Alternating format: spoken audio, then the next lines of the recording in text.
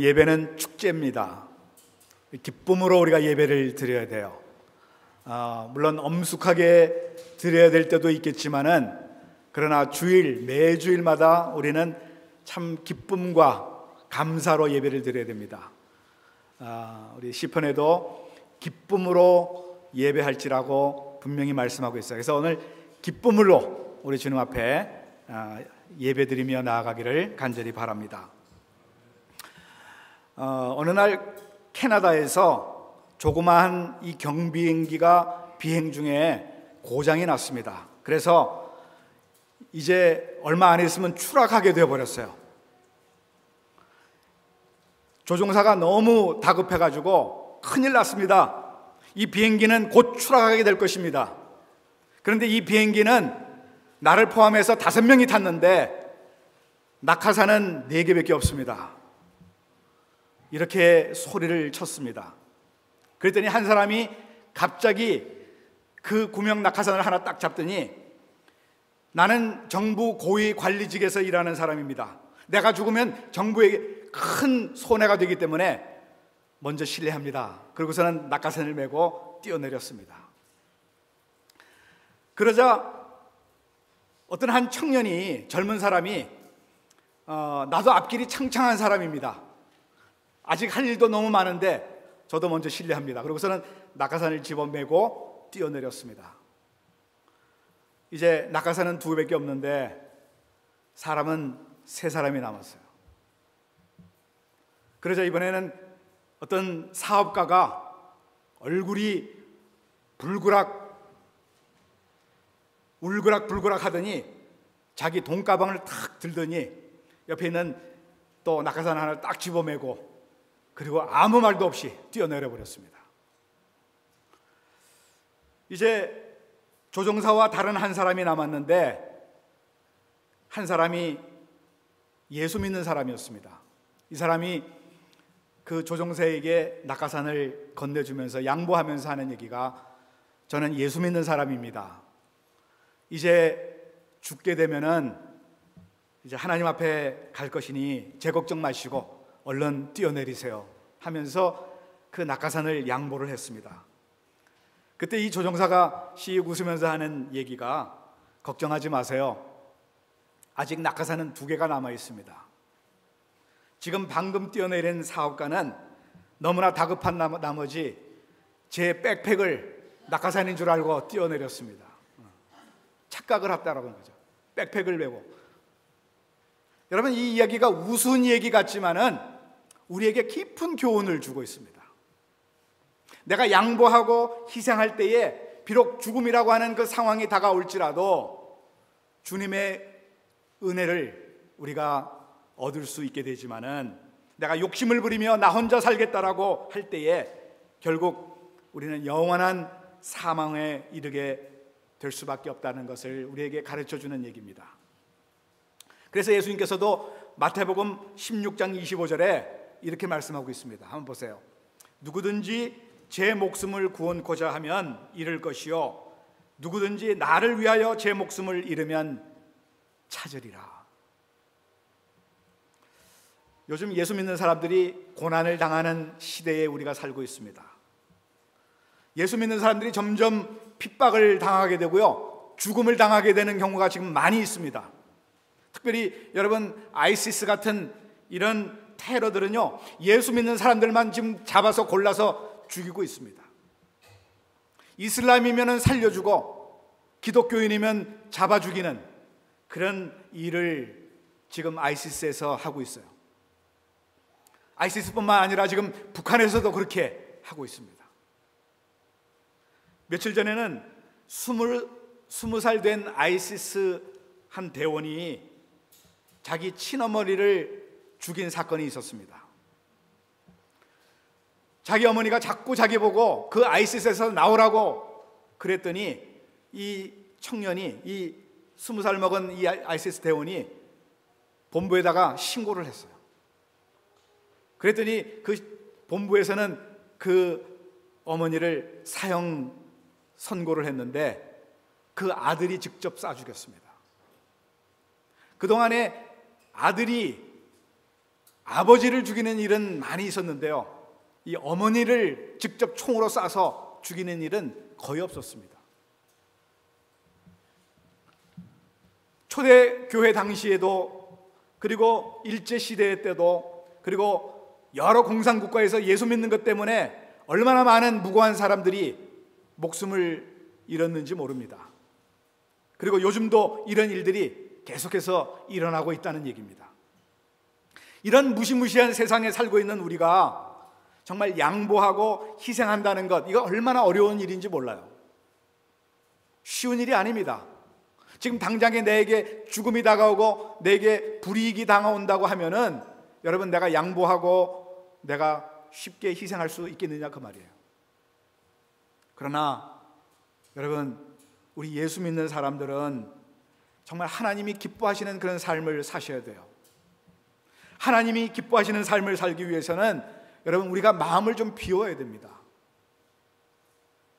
오늘 본문에 보니까 자기의 유익을 구치 아니하고 마음을 비운 한 사람의 이야기가 기록되어 있습니다. 바로 그가 아브라함이라고 하는 사람입니다. 아브라함은 하나님의 부르심을 받아서 본토 친척 아비집을 떠날 때부터 그의 생애를 마칠 때까지 정말 마음을 비우고 살았던 정말 위대한 믿음의 조상이었던 것입니다. 그는 가나안에서 흉년을 만나가지고 애굽으로 내려갑니다. 그리고 그 애굽에서 지내다가 이제 다시 가나안으로 돌아오게 되는데요, 그와 함께 늘 같이 다녔던 사람이 한 사람이 있어요. 누구냐면은 자기 조카 롯이라고 하는 그 사람이 늘 같이 동행을 했습니다.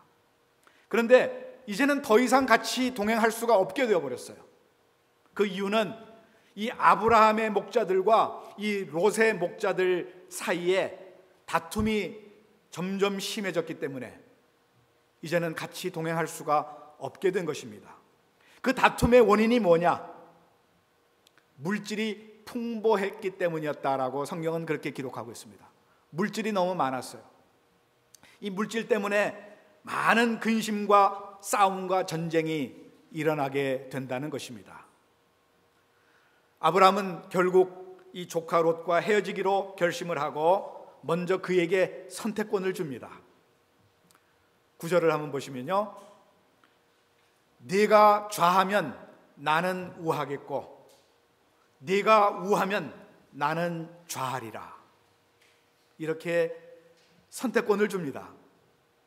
그랬더니 이 롯은 10절에 뭐라고 말씀하고 있냐면은, 눈을 들어 요단 들을 바라보니 온 땅에 물이 넉넉하여 여호와의 동산 같고 애굽 땅과 같았더라.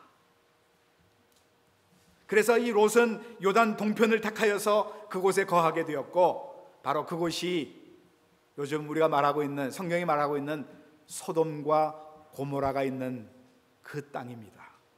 바로 죄악의 도시, 그곳으로 이 롯이 거하게 되었다는 것이죠.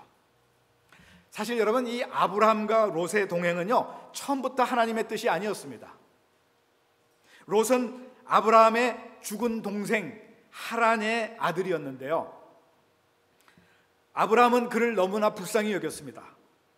그리고 자기도 늙도록 자식이 없어서 이 아브라함은 그 롯을 너무너무 사랑하면서 아들같이 돌보아 주었던 것입니다.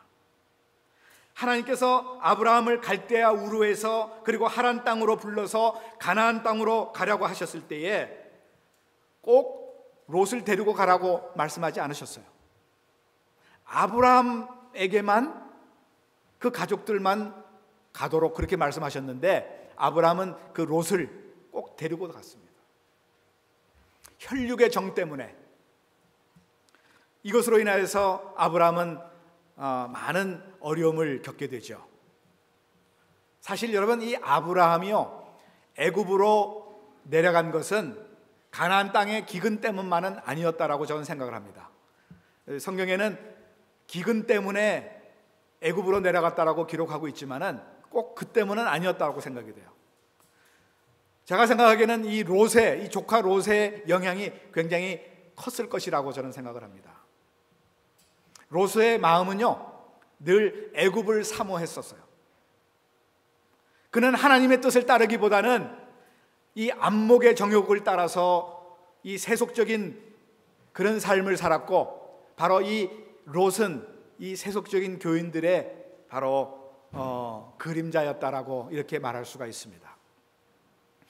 롯은 세상을 더 사랑하는 육신의 사람 속한 사람이었고, 신령한 것에는 눈이 어두웠던 그런 사람이었습니다. 그렇기 때문에 바로 그 소돔과 고모라가 있는 땅을 택했다라고 하는 것이죠. 여러분, 오늘날 많은 사람들이요, 예수 그리스도를 통해서 구원을 받았음에도 불구하고 신령한 것에 너무나 소홀히 여기고 살아가고 있다라고 하는 것입니다. 달려갈 시간에 지체를 하고요, 정말 위의 것을 찾아야 할 그 사람의 발걸음이 아래 것만 바라보고 살아가고 있는 것입니다. 가나안 땅을 바라보아야 할 눈들이 요단 들판, 이 소돔성을 바라보면서 거기에 끌리고 있고 거기에 머뭇거리고 있다라고 하는 것입니다.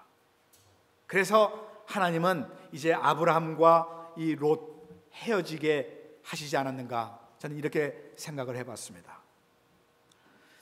이 아브라함의 신앙 여정을 여러분 보시게 되면요, 계속해서 떠나고 헤어지는 그런 훈련이었다라고 하는 것을 우리가 알 수 있습니다. 제1단계는요, 갈대아 우르, 지금 그게 어디냐면요, 지금 쿠웨이트 그리고 그 이라크 있는 그 동네입니다. 거기서 떠나라고 하셨어요. 그래서 본토를 떠나는 것입니다. 이것이 신앙의 출발이었어요. 세상에서 분리되는 것을 의미하는 것입니다. 그리고 2단계는 이제 직계 가족이 머무르고 있는 하란 땅을 떠나도록 하시는 것입니다. 이것은 하나님께 대한 헌신이고 개척자로서의 결단을 의미하는 것입니다. 그리고 3단계는 이제 조카 이 롯과 헤어지게 하는 그것이 바로 3단계죠. 이것은 세속적인 삶 속에서 성화되는 그런 단계를 의미하고 있는 것입니다. 여러분, 아브라함과 롯은 애굽에서 많은 재물을 모았어요. 그런데 그 재물과 가축이 많다 보니까 자연히 텐션이 생기게 되는 것입니다. 아브라함과 롯과에서도 텐션이 있지만은 특별히 그 가축을 돌보는 목자들 사이에 너무나 텐션이 컸어요. 알력이 생겼어요. 이것을 보게 되면은 예나 지금이나 이 재물이라고 하는 것은 사람을 근심하게 하고 괴로움을 더 갖게 하는 그런 도구로 사용되었다고 하는 것을 우리가 알 수 있습니다. 돈 때문에 여러분, 부부 사이가 서로 나빠져서 헤어지게 되고요, 부모와 자식 간에 서로 미워하고, 그리고 형제가 서로 원수가 되고, 교인들 사이에도 불화가 생기고, 친구의 사이 그 의리가 다 상해버리는 이런 것이 바로 이 물질 때문에, 돈 때문에 일어나는 일들이 허다하다고 하는 것입니다. 이런 얘기가 있습니다. 서로 의리가 참 좋고 너무 사랑하는 형제가 있었는데, 어느 날 이 형제가 같이 길을 가다가 이 황금 덩어리를 하나를 발견하게 됐습니다. 그러면서 그 형의 마음속에 무슨 마음이 생겼냐면은, 저놈만 없었으면 저거 다 내 건데, 그런 마음이 생겼고요, 동생의 마음속에서도 저 형만 없었으면 저거 다 내가 가질 텐데, 이런 마음이 생긴 것입니다. 그러면서 서로 얼굴을 바라보게 됐어요. 이때 서로가 무슨 마음을 갖게 됐냐면은, 이 금덩어리가 너와 나의 이 마음을 악하게 만드는구나 하는 것을 서로 깨닫게 되면서 이 형이 금덩어리를 가지고 집어 던져버렸습니다. 이 황금덩어리를 확 집어 던지니까 이게 바위에 딱 맞아가지고 쫙 깨지면서 이 두 개로 나누어졌어요. 근데 그 두 개가 나눠진 그 금덩어리가 갑자기 뱀으로 변해가지고 이 두 형제를 공격을 하는 것입니다. 덤벼드는 것입니다. 그래서 이 형제가 둘이 힘을 합하여가지고 그 뱀을 잡아서 죽였어요. 그랬더니 그 뱀 두 개가 처음에 발견한 그 금덩어리만한 그 금덩어리 두 개로 바뀌어졌다는 것입니다. 그래서 형제가 하나씩 나눠 가졌다고 하는 그런 이야기가 있어요. 여러분, 물질 때문에 여러분 사랑을 버려서는 아니 되는 것입니다.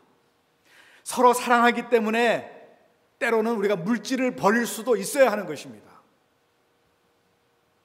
가정에서 여러분 사랑을 잃어버리면은 돈을 많이 벌어서 무슨 소용이 있겠어요? 하나님의 놀라운 사랑을 버리면서 우리가 이 세상에서 많은 것을 얻었다고 하더라도 그것이 무슨 소용이 있겠느냐 그 말입니다.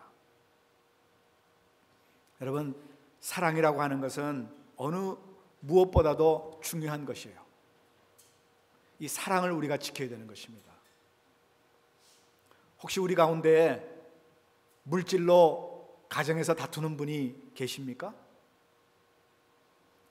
혹시 명예나 인기 때문에 다른 사람을 깎아내리는 그런 일이 혹시 우리 가운데 있습니까? 욕심을 좀 버리세요. 우리의 마음을 비우시고 좀 양보하시기를 바랍니다. 평화를 좀 가지고 다른 사람들과 함께 좀 나누는 그런 삶을 좀 살았으면 좋겠습니다. 싸우면서 내가 무엇을 얻었다고 하더라도 그것이 나에게 만족과 나에게 행복을 주지 못한다고 하는 이 사실을 다시 한번 우리가 알아야 합니다. 여러분, 이 오늘 본문에 나오는 이 롯은요, 욕심을 버리지 못해가지고 체면도 의리도 없이 자기를 돌봐준 그 삼촌 그 아브라함을 버리고 소돔성으로 내려갔던 것입니다. 결국 그래서 이 롯의 인생을 한번 생각해 보세요. 그 인생은 엉망진창이 되어버렸습니다. 재산도 다 잃어버렸고요, 자기 와이프도 소금 기둥이 되어버렸고요, 나중에는요 두 딸과 근친상간을 하는 정 부끄러운 그런 인생이 되어버린 것입니다. 그러나 여러분, 아브라함을 보시게 되면은 비록 보기에 좋은 땅은 아니지만은 여러분, 잠언 15장 16절에 있는 말씀처럼 하나님을 경외하는 것이 크게 부하고 번뇌하는 것보다 나은 것을 알았습니다. 그리고 잠언 15장 17절을 보시게 되면은 채소를 먹으며 서로 사랑하는 것이 살찐 소를 먹으면서 서로 미워하는 것보다 나은 것을 알았던 것입니다.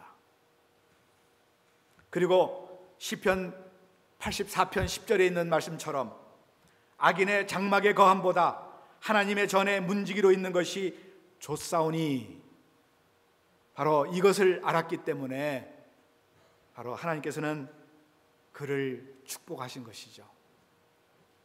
여호와 하나님의 이름을 부르지 못하고 사는 인생은 비참한 인생입니다. 그러나 여호와 하나님의 이름을 부르며 사는 인생은 최대의 행복과 또한 축복을 누리는 삶인 것을 이 아브라함이 알았기 때문에 바로 아브라함은 양보했고 희생을 했던 것입니다. 그래서 하나님께서 그 아브라함을 크게 축복하셨던 것이죠.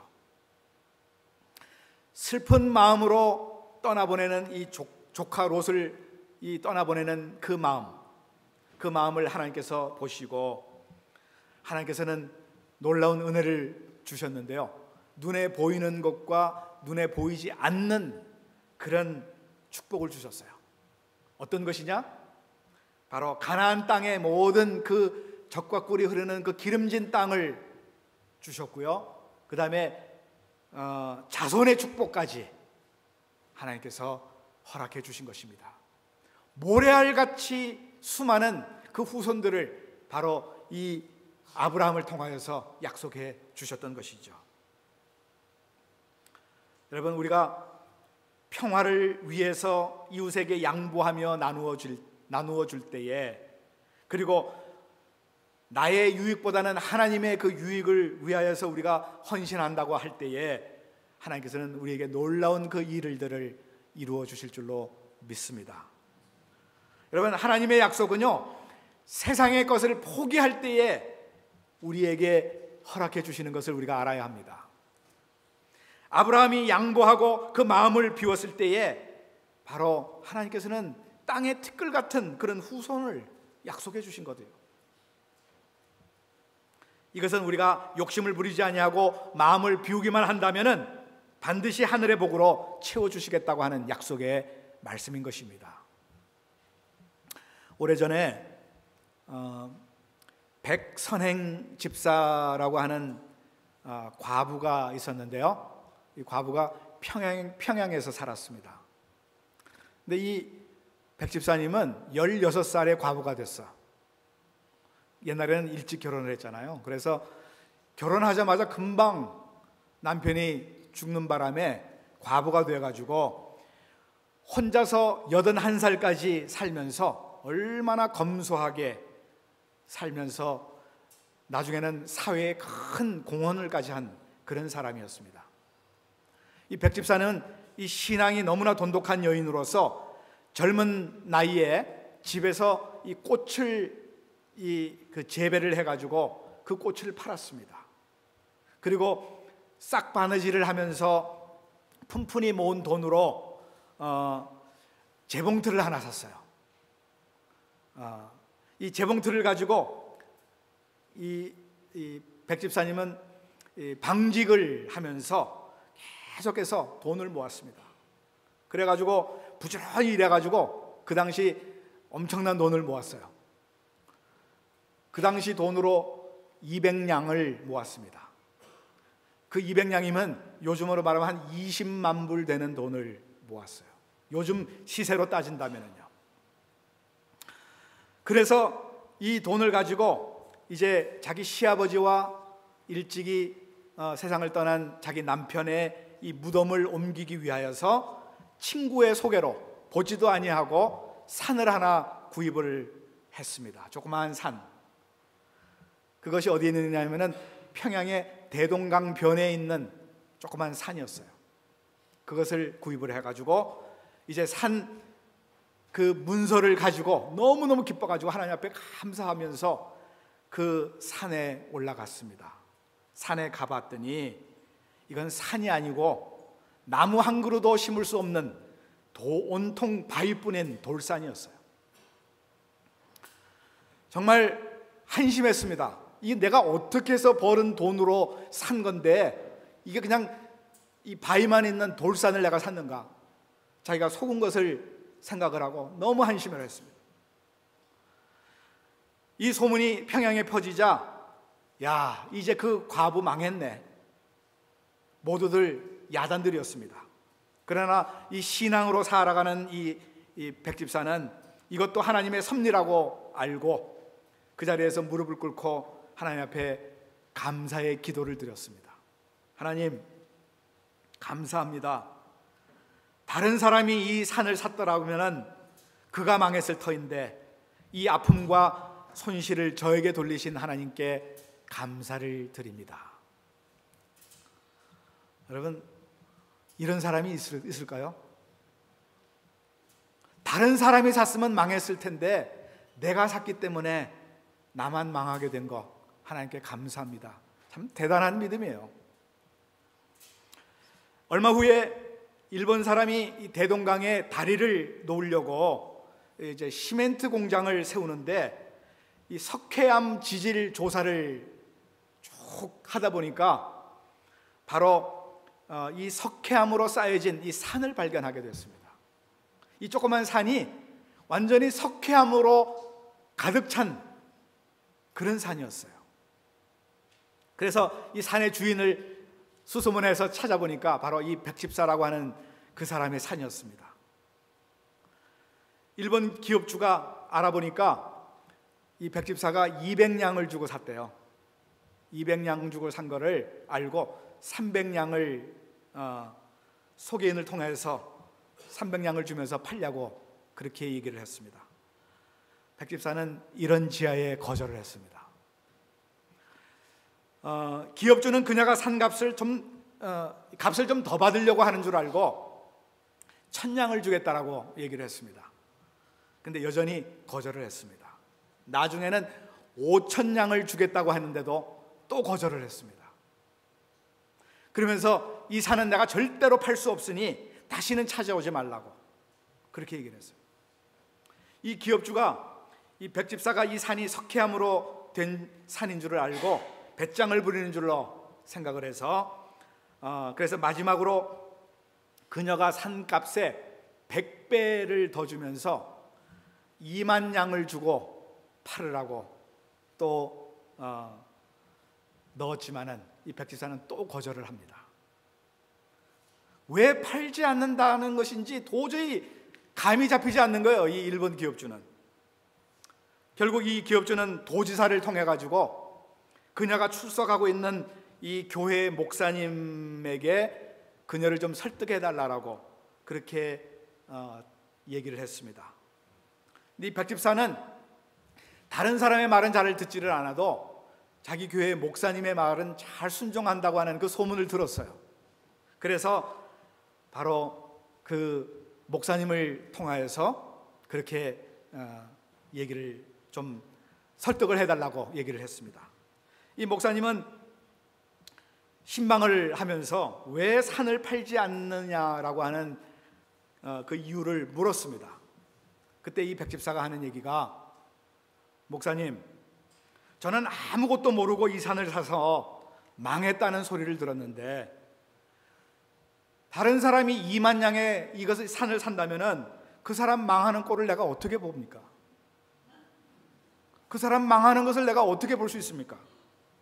나는 믿는 양심으로 나 혼자 망하고 말아야지 다른 사람까지 망하게 할 수는 없습니다. 여러분, 세상에 이런 사람이 어디 있어요? 세상 사람이 볼 때에 바보 중에 상바보, 최고의 바보 아니겠습니까? 그래서 목사님이 그녀에게 설명을 합니다. 이 산은 석회암으로 되어 있는 그런 산이기 때문에 대동강에 다리를 놓는데 꼭 필요한 산입니다. 이 산을 꼭 파셔야 대동강에 다리를 놓아서 사람들이 좀 건너 다닐 수 있게 될 텐데 그 산을 좀 꼭 파세요. 목사님이 설득을 합니다. 그래서 목사님의 말에 순종을 하고 결국 2만 냥에 그 산을 팔았습니다. 그녀는 그 돈으로 교회도 짓고 학교도 세우고 기독교 회관도 짓고 평양신학교 재단 설립에 나머지 모든 돈을 다 기부했다는 거 아닙니까? 여러분, 그녀가 진짜 최고의 바보였습니까? 아닙니다. 그녀는 최고로 지혜로운 사람이었습니다. 자기 혼자 망하고 말겠다라고 하는 그 마음을 가지고 팔지 않았다는 것이, 이것이 300냥에서 2만 냥까지 올라갔다는 것이죠. 바로 그녀는 최고의 지혜로운 사람이었고 바로 하나님의 사람이었던 것입니다. 착한 마음으로 남에게 해가 되지 않도록 자기의 마음을 비운 이 백집사는 나중에 선행이라고 하는 별명이 붙여가지고 백선행 집사라 이렇게 불리게 되었다고 하는 것입니다. 여러분, 하나님은요, 남에게 유익을 주고 양보하는 그 착한 마음을 절대로 외면하지 않으십니다. 아브라함은 양보하는 사람으로서 자기의 마음을 비웠어요. 그래서 조카 롯에게 네가 좌하면 나는 우하고 네가 우하면 나는 좌하리라, 마음을 비워서 그렇게 얘기를 했던 것이죠. 그래서 이 아브라함은 우리 모두에게 모범이 되었고 위대한 축복과 함께 믿음의 조상이 되었다고 하는 것입니다.